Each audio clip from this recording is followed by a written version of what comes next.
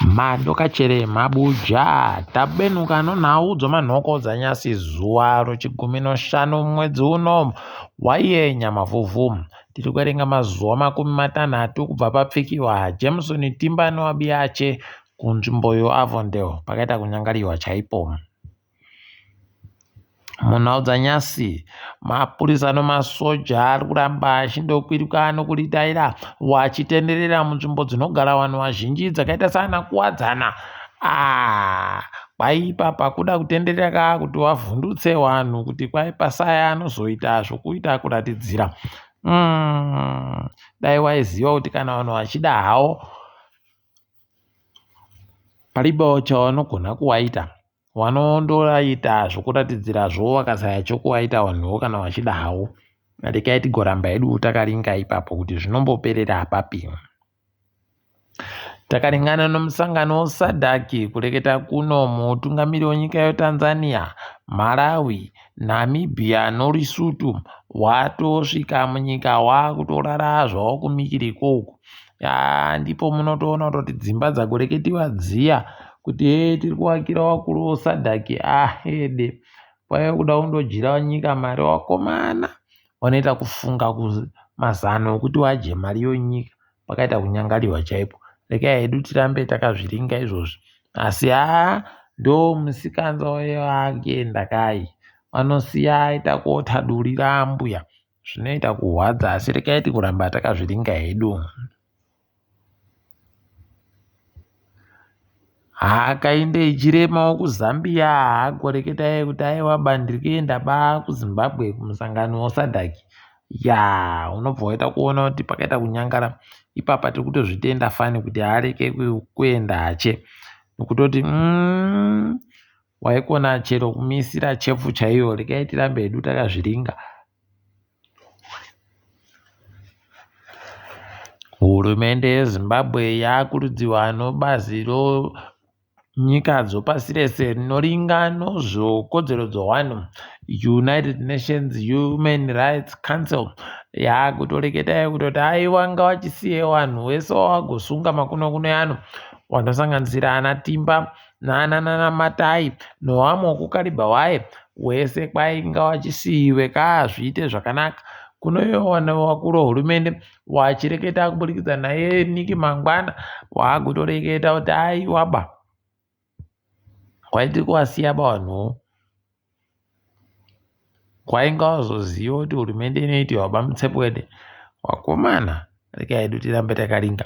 Vanokangamwa kuti ana Jonathan Moyo waimborira wachipisa kureketa kuno rekai hedu tirambe takazviringa. Ipapo pokare Willard Madzimba Muto agotoburika ari kunyora tsamba kumapurisa achireketa kuti aiwaba ndini banda gotumira tsamba yakanyoriwa ichinzikwa iti kuda kuita zvokuratidzira ndiri ndiri kutungamira azviramba izvo. Kuno mapurisa ayo rekai tione kuti achazoita sei nokuti kavanenge vakafanira kuti wabenhuke kune iye nyakuisa tsambayo kuti ngawanyepe kuti tsambayo yakambotikaidziwa sei. Toramba hedu takaringa kuti zvinenge zvichienda nopapi chindokunyepa iye.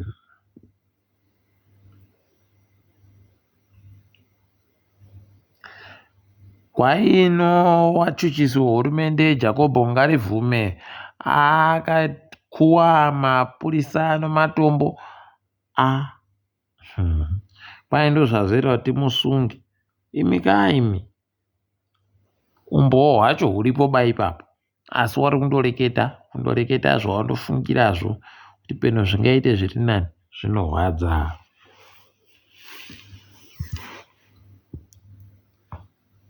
Hurumende kwai yagopa basa kumakambani mairi.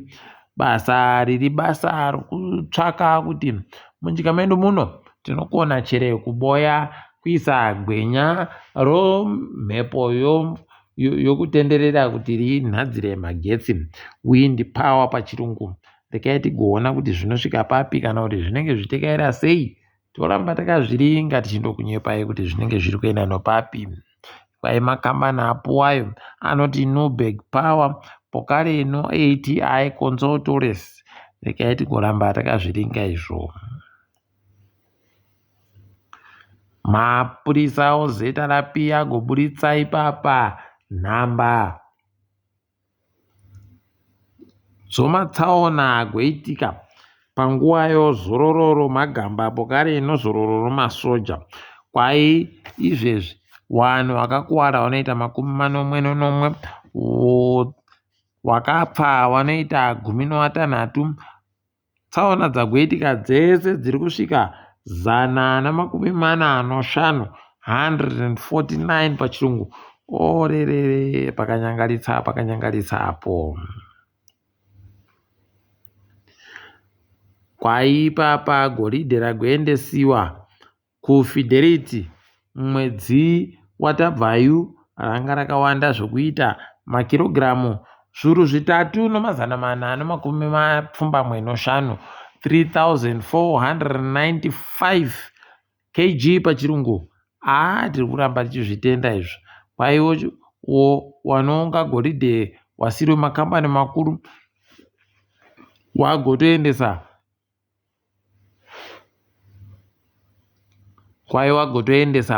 zviuru 2,343 2,343 kgs pachirungu. Unobva wanyatsa kuona kuti idi zvakaita kuoma chaiko. Rekai zvedu tirambe takaringa ipapo.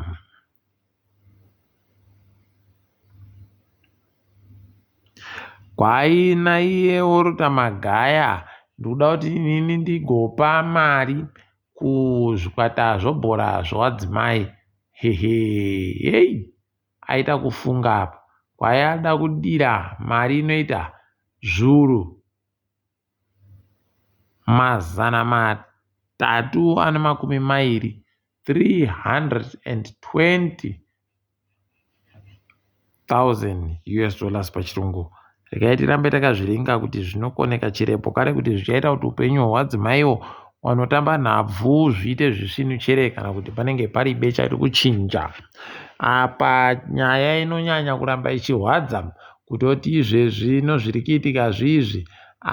Pakanyangaritsa wakomana, pakanyangaritsa. Kureketa kuno zvikwata zvobhora zviri kuenda kotambira kunze kwenyika. Unobva waita kuona kuti idi pakanyangara. Paribe kana chauri kuboya ipapa. Zviri kutoita kuti waite kuduza mari chaiko yakawanditsa. Rekai tirambe takazviringa kuti zvinenge zvichienda nopapi. Asi zvinorwadza. Ndipo munotoona kuti wakuru wozifawo waribe chavari kuita. Kana nevakuru vehurumende chaivo waribe pfungwa yokuti zvichinje. Zvinohwadza.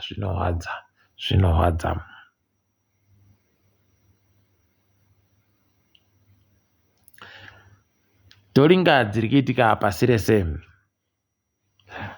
Bato reEFF riri kuchema kusanganisira naJulius Marema ari kuita kuchema, kuzhamba, kuboha zvese pabodzipo. Kureketa kuno tiziva nomubiyache waakatanda naye batori Floyd Chivambu. Floyd yuyu aiwa agoita kumusiya pachena. Idi ndosaka mabhuku agonyoriwa nonyaya yavanhu vanosiyiwa pachena. Zvinoita kuhwadza chaiko. Asi rekai tione kuti vanosvika papi chaipo. Tinenge tiri kunyepai kana paino zvimwe. Vanhu vanosvika 25 wokuRibya kwaipapapa wagonzi ngavachiite zvirichi, ngavagoendesiwe, waburitsiwe, wadzotsewe kunyika yavo, deportation pachirungu. Unobva waona kuti idi pakanyangaritsa chaiko. Rekai tizvione kuti zvinombopera zvakaita sei kubva muSouth Africa mo. Izvezvi kwai mumwe anozviita muferefeti wobhangi reFNB agosungiwa. Iye nomamapurisa vanozviita wari wasori wasungiwa wese. Kusungiwa chaiko. Kwai chavasungirwa inyaya yekuti wakagoita nyaya yokuba munhu wachimupamba wachiti wari kuda kuti abhadharwe mari kuti aburitsiwe. pakanyangara kanhu pakanyangara. Rekai tizvione izvozvo kuti zvinoperera papi. Apa World Health Organization yagotosiya ipapa ikareketa kuti zvinhu zviri kuitika zvanyanya izvezvi. Kwai chirwere chomamota otusoko, kwai monkeypox, mpox pachirungu, kwai ichocho chanyangaritsa izvezvi. Rekai tione kuti zvinoperera papi. Takutoramba tichinonamatira kuti wakuru wekweduwa wanofunga zvekuita iyo mipfigwa yakanga yairipo iya. Tinoramba takaringa kuti zvinoenda nekupe tichikunyepai. Nyika yeBotswana yagotoshamisa vanhu ichikumbira kuti tipewo mari tigone kungobhadhara ivo vanhu vauya wakabva kumaOlimpiki. Aidi vanhu kuBotswana vatoreketa kuti aiwa bati kuzvidaba izvozvo nokutoti muno mari dzomutero imimi, saka kuno munoda kuti tiite sei? Kana mukaramba kutora mari dzomutero munoda kuti tidini? Wapei ino mari dzomutero dzo. Rekai tione kuti zvichaitika chere kana kuti panenge paribe. Tinenge tichindokunyepai. IOC wabatiwa kuti vanoita nyaya dzechikarabha. Ipapa wagotobudisa vhidhiyo rimwe rokutenda vanhu vakamhanya kumaOlimpiki kuku, asi wasiya kana munhu mutema mubodzi zvake paribe. Unobva watoona kutoti hede idiwo zvakaita kuoma chaiko.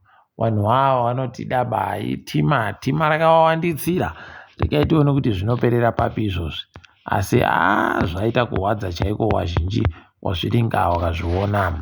Tikadaro mabuja rekai tigumire pano kwaNyasi. Ndini wenyu mhandiweho nawo.